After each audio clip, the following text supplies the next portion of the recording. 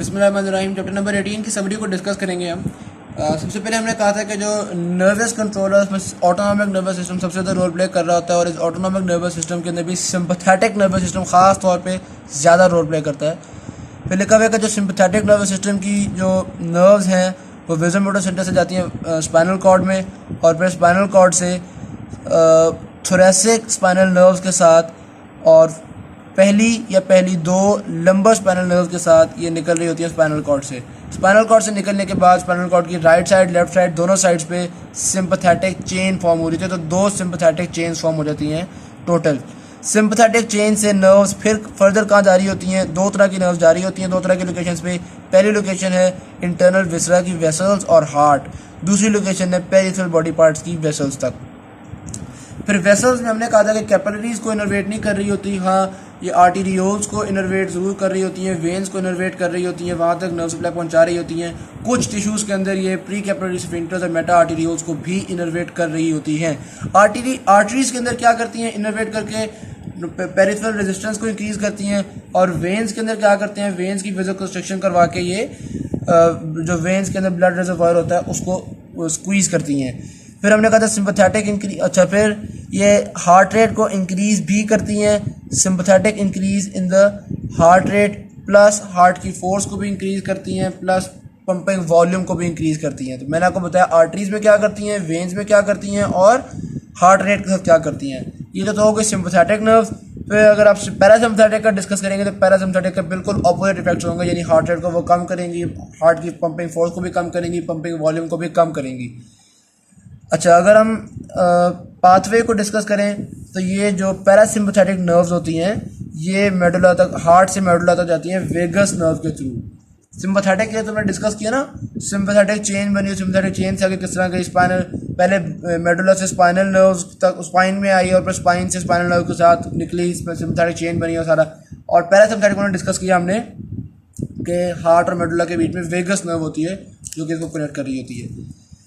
अच्छा, फिर आगे हम डिस्कस करते हैं कि सिंपैथेटिक सिस्टम में ज़्यादातर वेसोकंस्ट्रिक्टर नर्व्स होती हैं, बहुत थोड़ी सी वेसोडायलेटर नर्व्स भी होती हैं, तो ज़्यादातर वेसोकंस्ट्रिक्टर का काम ही हो रहा होता है। सिंपैथेटिक सिस्टम के अंदर हम डिस्कस करेंगे वेसोमोटर सेंटर को। वेसोमोटर सेंटर बेसिकली मेडुला के रेटिकुलर सब्सटेंस में लोकेटेड होता है और पॉन्स के लोअर थर्ड में। तो lower third of the pons and the reticular substance of medulla में बायलेटरली लोकेटेड होता है आपके पास वेसोमोटर सेंटर। वेसोमोटर सेंटर के अंदर से सिंपैथेटिक और पैरासिम्पैथेटिक नर्व्स निकल रही होती हैं। अच्छा, वेसोमोटर सेंटर के अंदर तीन एरियाज होते हैं जिसको हमने डिस्कस किया था। पहला है ये वेसोकंस्ट्रिक्टर एरिया, ये अपर मेडुला के एंटेरोलेटरल पार्ट में होता है, लोकेटेड है अपर मेडुला के एंटेरोलेटरल पार्ट में वेसोकंस्ट्रिक्टर एरिया। और जो दूसरा है वेसोडायलेटर एरिया, ये लोअर मेडुला के एंटेरोलेटरल पार्ट में लोकेटेड होता है, ठीक। और जो तीसरा है सेंसरी एरिया, ये आपके पास न्यूक्लियस ट्रैक्टस सॉलिटेरस में प्लेस्ड होता है जो कि पोस्टेरोलेटरल पोर्शन ऑफ द मेडुला में है, ठीक है जी। ये चीज़ यहाँ पर डिस्कस हो गई। उसके बाद वेसोकंस्ट्रिक्टर एरिया से जो नर्व्स निकलती हैं वो सारी जगह पे वेसोकंस्ट्रिक्शन कॉज करती हैं। वेसोडायलेटर एरिया की जो नर्व्स होती हैं वो वेसोकंस्ट्रिक्टर एरिया तक जाती हैं और वेसोडायलेशन किस तरह कॉज करती हैं, वेसोकंस्ट्रिक्टर एरिया को इनहिबिट करके वेसोडायलेशन कॉज करती हैं। और जो सेंसरी एरिया की नर्व्स होती हैं ये सेंसरी इन्फॉर्मेशन हासिल कर रही होती हैं, यानी इन तक इन्फॉर्मेशन आ रही होती है through the vagus nerve and the glossopharyngeal nerves. यहाँ से इन्फॉर्मेशन हासिल करती है सेंसरी नर्व्स और फिर आगे सेंसरी एरिया, और फिर आगे सेंसरी एरिया असरअंदाज होता है वेसोडायलेटर एरिया और वेसोकंस्ट्रिक्टर एरिया के ऊपर। तो ये चीज़ हमने डिस्कस कर ली। फिर आती है सिंपैथेटिक वेसोकंस्ट्रिक्टर टोन, यानी कि सिंपैथेटिक वेसोकंस्ट्रिक्टर नर्व जो है वो कॉन्टिन्यूसली कुछ ना कुछ नर्व सिग्नल्स सेंड कर रही होती हैं जिसको हम कहते हैं सिंपैथेटिक वेसोकंस्ट्रिक्टर टर्न। इस कॉन्टिन्यूस सिग्नल्स की वजह से वेसल्स पार्शली कॉन्ट्रैक्टेड स्टेट में होती हैं और उस पार्शली कॉन्ट्रैक्टेड स्टेट को हम कहते हैं वेसोमोटर टोन। फिर हमने कहा कि वेसोमोटर सेंटर के जो लेटरल पार्ट्स हैं वो हार्ट रेट को इंक्रीज़ करने में और जो मीडियल पार्ट्स हैं वो हार्ट रेट को डिक्रीज़ करने में असरअंदाज होते हैं। फिर फाइनली डिस्कस करना था हमने कि वेसोमोटर, ये तो मैंने बताया कि वेसोमोटर सेंटर ने हार्ट रेट को किस तरह से एक्साइट या इनहिबिट किया। अब हम उन चीज़ों को डिस्कस करेंगे जो वेजोमोटर सेंटर के भी पे हुए हैं, यानी वेजोमोटर सेंटर को ही एक्साइट इनहिबिट कर रहे होते हैं। इसमें हम डिस्कस करेंगे हाइपोथैलेमस को। हाइपोथैलेमस के लेटरल पोर्शंस एक्साइट कर रहे होते हैं वेजोमोटर सेंटर को, और इसी तरह से हाइपोथैलेमस के दूसरे पोर्शंस इनहिबिट कर रहे होते हैं वेजोमोटर सेंटर को। उसके अलावा reticular substance of pons, diencephalon और मेसेंसेफेलॉन, ये रेटिकुलर सब्सटेंस भी वेजोमोटर सेंटर के ऊपर इफेक्टिव होता है, असरअंदाज हो रहा होता है। इस रेटिकुलर सब्सटेंस के जो लेटरल और सुपीरियर पार्ट है ये एक्साइट कर रहा होता है वेजोमोटर सेंटर को, और इसका जो मीडियल और इन्फीरियर पार्ट है वो इनहिबिट कर रहा होता है वेजोमोटर सेंटर को। उसके अलावा हमने कहा था कि सेरेब्रल कॉर्टेक्स से motor cortex, anterior temporal lobe, anterior cingulate gyrus और एमिगडाला और हाइपोकैम्पस और द सेप्टम और orbital areas of frontal cortex, ये सारे भी वेजोमोटर सेंटर के ऊपर असरअंदाज हो रहे होते हैं। तो ये तो हमने डिस्कस कर लिया कि वेजोमोटर सेंटर के ऊपर क्या कुछ इफेक्ट कर रहा होता है। आई एम सॉरी, मैं थोड़ी देर से इसको ऊपर कर रहा हूँ। अच्छा, फिर आता है सिंपैथेटिक सिस्टम जो है वो साइमल्टेनियसली स्टिमुलेट कर रहा होता है एड्रिनल मेडुला को भी, यानी एक तो इससे जो सिंपैथेटिक सिस्टम से जो वेसोकंस्ट्रिक्टर्स नर्व्स निकल रही होती हैं वो नर्व्स सिक्रीट कर रही होती है नॉरएपिनेफ्रिन को। ये नॉरएपिनेफ्रिन क्या करती है, अल्फा एड्रीनर्जिक रिसेप्टर्स को के ऊपर एक्ट करती है, और ये alpha adrenergic receptors smooth muscles के होते हैं, ये वेसोकंस्ट्रिक्शन कॉज कर देते हैं। लेकिन नॉरएपिनेफ्रिन साथ ही साथ एड्रिनल मेडुला को भी स्टिमुलेट करती है। एड्रिनल मेडुला क्या करता है, मजीद नॉरएपिनेफ्रिन और एपिनेफ्रिन को रिलीज करता है। नॉरएपिनेफ्रिन ने तो फिर वही काम करना है। हाँ, एपिनेफ्रिन इस तरह की वेसोकंस्ट्रिक्शन के साथ साथ एपिनेफ्रिन के लिए बीटा एड्रीनर्जिक रिसेप्टर्स भी होते हैं जो कि वेसोडायलेशन भी कॉज करते हैं, यानी एपिनेफ्रिन वेसोडायलेशन और वेसोकंस्ट्रिक्शन दोनों में रोल प्ले करती है। फिर हम कहते हैं कि ये जो वेसोडायलेटर सिस्टम है इसको एंटीरियर हाइपोथैलेमस कंट्रोल कर रहा होता है। वेसोडायलेटर सिस्टम को एंटीरियर हाइपोथैलेमस कंट्रोल कर रहा होता है। फिर vasodilation of the skeletal muscles needed at exercise is done by epinephrine mainly. ये बेसिकली बॉक्स के अंदर इन्फॉर्मेशन लिखी हुई थी कि वेसोडायलेशन हमने देखा कैट और दूसरे जानवरों के अंदर जो है वो एसिटाइलकोलिन भी कर रहा है, लेकिन ह्यूमंस के अंदर एपिनेफ्रिन ही इसके अंदर रोल प्ले कर रहा होता है ज़्यादातर। तो ये जो डिस्कस हो गई थी।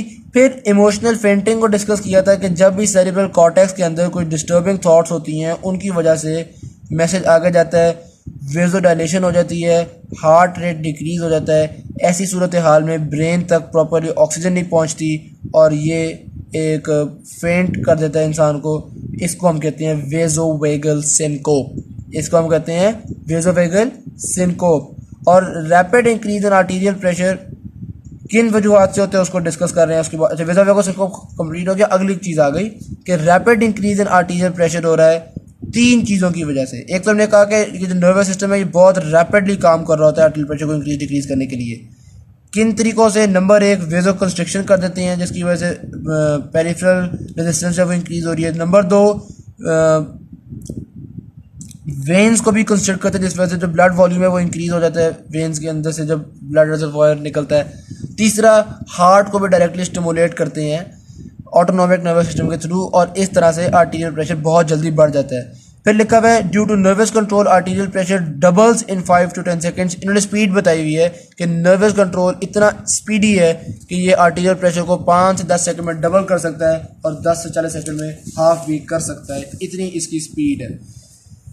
फिर आगे उसके बाद उन्होंने कहा है कि इन फाइट यानी आर्टीरियल प्रेशर के बढ़ने की जो सूरत हाल थी उनमें से एक चीज़ लिखी हुई थी कि आर्टीरियल प्रेशर जब भी आपका स्केलेटल मसल्स मतलब कोई एक्सरसाइज कर रहे हैं उस वक्त भी आर्टीरियल प्रेशर इंक्रीज होता है, लेकिन किसी किस्म की खौफ के अंदर भी आर्टीरियल प्रेशर इंक्रीज हो जाता है। इस आर्टीरियल प्रेशर के इंक्रीज होने को हम कहते हैं अलार्म रिएक्शन।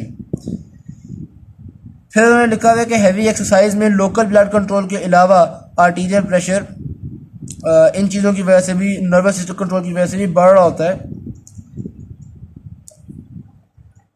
अब हम डिस्कस करना शुरू करेंगे नर्वस कंट्रोल मैकेनिज्म्स के, जो नर्वस कंट्रोल के जो मुख्तलिफ मैकेनिज्म्स थे हमारे पास उनको डिस्कस करेंगे।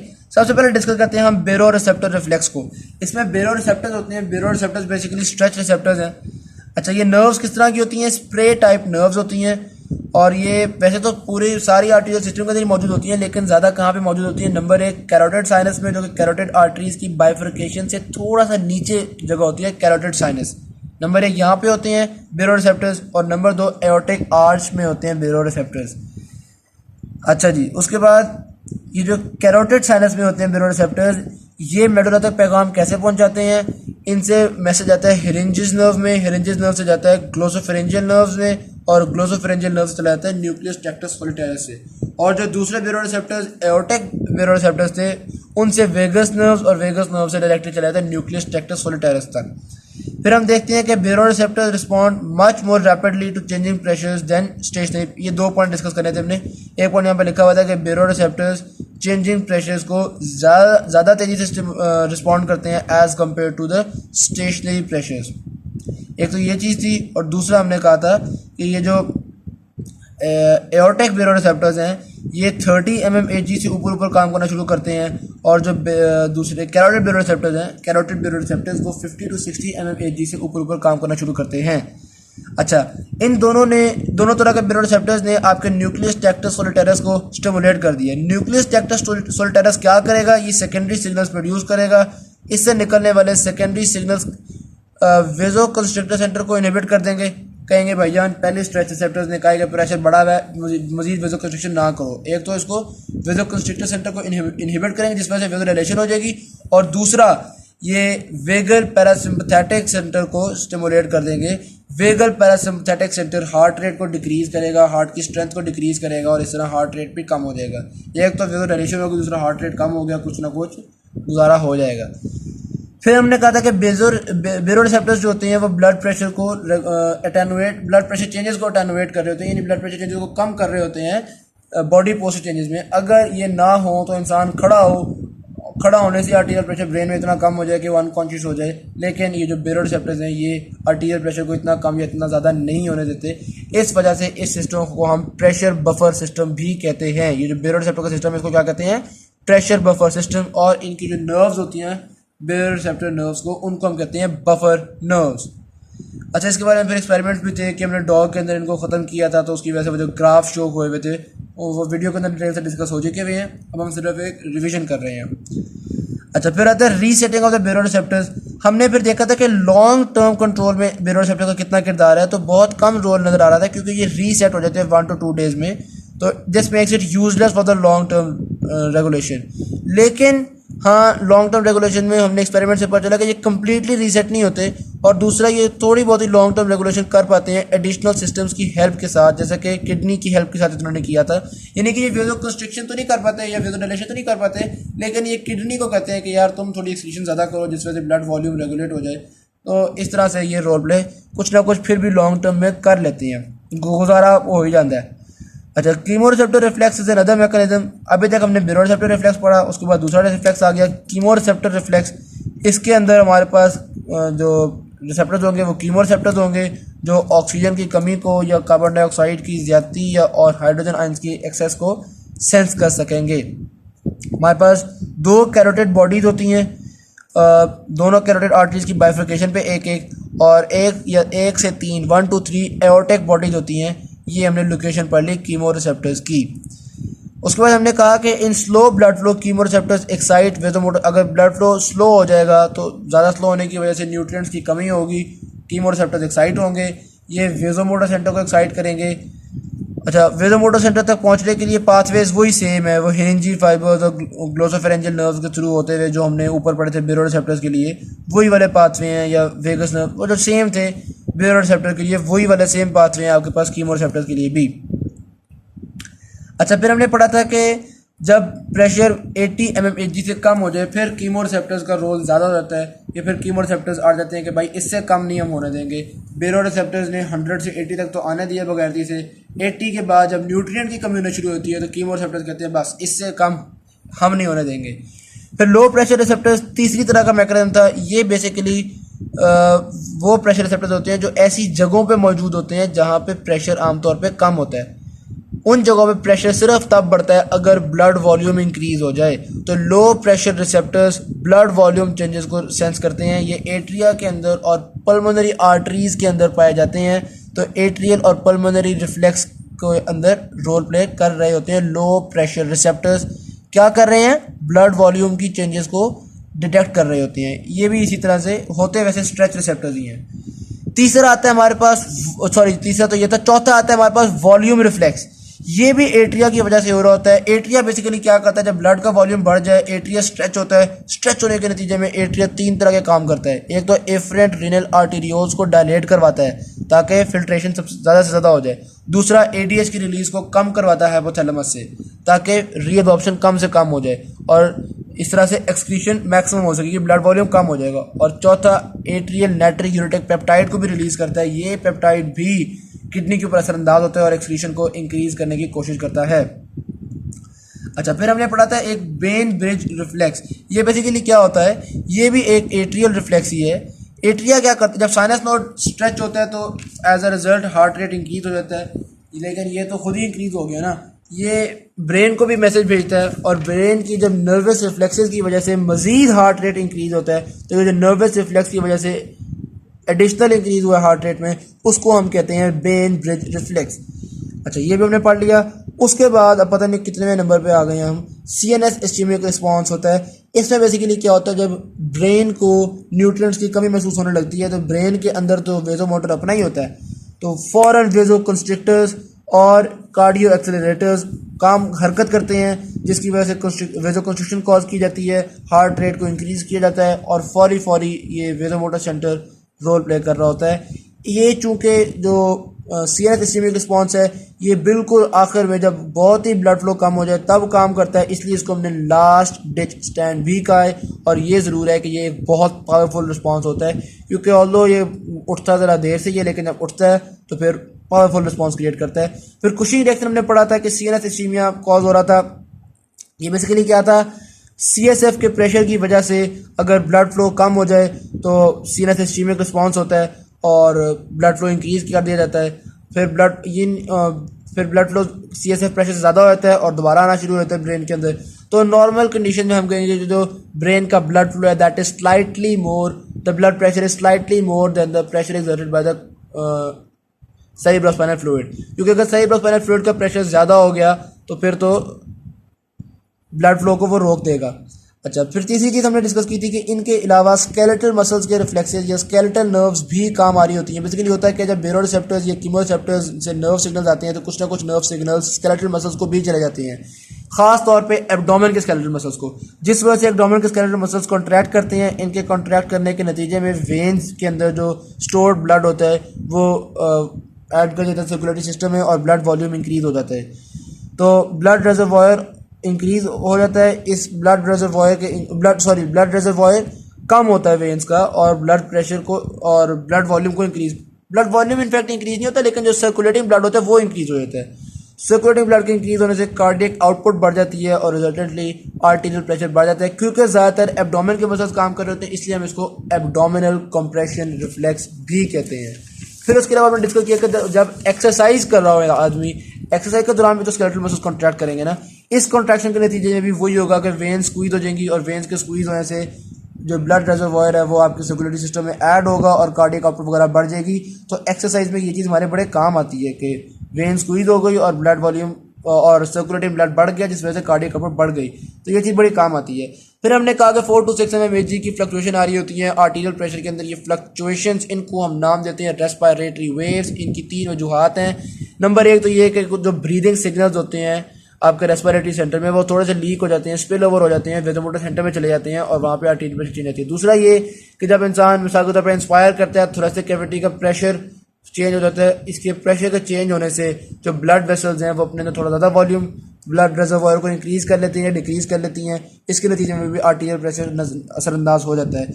और चौथा ये कि जो ब्लड प्रेशर थोड़ा सा कम या ज़्यादा होता है, ये एट्रियल स्ट्रेच रिसेप्टर्स को भी कहता है कि जनाब आप भी रोल प्ले करें। यहाँ पे गलती से मैंने आर्टीरियल स्ट्रेच रिसेप्टर्स लिखा हुआ है, ये बेसिकली एट्रियल स्ट्रेच रिसेप्टर्स था।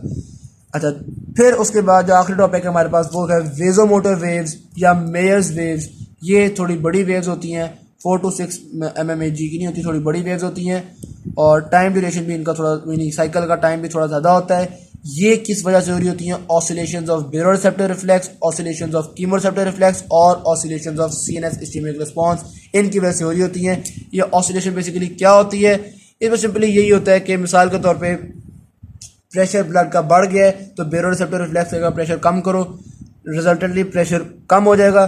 जब नॉर्मल से थोड़ा ज़्यादा ही कम हो जाएगा तो फिर बेरोसेप्टर रिफ्लेक्स अगर नहीं जी प्रेशर बढ़ाओ, प्रेशर बढ़ाते बढ़ाते प्रेशर नॉर्मल से थोड़ा ऊपर निकल जाएगा, फिर बेरोसेप्टर रिफ्लेक्स अगर नहीं जी प्रेशर नॉर्मल से ऊपर है, प्रेशर कम करो। इस तरह से मतलब एक तरह से ये ऑसिलेट करता चला जाएगा। तो इसलिए हमने कहा ऑसिलेशन ऑफ बेरोसेप्टर रिफ्लेक्स। यही सिमिलर ऑसिलेशन होती है कीमोरेसेप्टर रिफ्लेक्स में, बस ये फ़र्क है कि ज़्यादा प्रेशर पे बेरोसेप्टर रिफ्लेक्स की ऑसिलेशन ज़्यादा प्रोमिनेंट होती है और थोड़े कम प्रेशर पे कीमोरेसेप्टर रिफ्लेक्स की ऑसिलेशन थोड़ी। ये कम प्रेशर इस तरह से मुराद है कि मिसाल के तौर पे ये हमारे पास 100 है, तो अगर यहाँ पे आपके पास ऑसिलेशन हो रही हैं तो ये ज़्यादातर बेरोसेप्टर रिफ्लेक्स की वजह से हो रही होंगी, और अगर कुछ यहाँ पे आपके पास ऑसिलेशन हो रही हैं यानी कि थोड़ी नीचे करके हो रही हैं तो ये कीमोरेसेप्टर रिफ्लेक्स की वजह से हो रही होंगी, और ज़्यादा ऊपर वैसे CNS इस्कीमिक रिस्पॉन्स की वजह से हो रही होती हैं। तो ये थी हमारे पास समरी ऑफ चैप्टर नंबर 18। अगर समरी में मैंने कोई पॉइंट मिस कर दिया, वैसे तो जिस तरह समरी बनाता हूँ कोई पॉइंट मिस नहीं हुआ होगा, लेकिन कोई चीज़ फिर भी अगर रह गई हो तो प्लीज़ नीचे बता दीजिएगा। ये समरी कितनी हेल्पफुल थी कमेंट सेक्शन में मुझे बता दीजिएगा प्लीज़।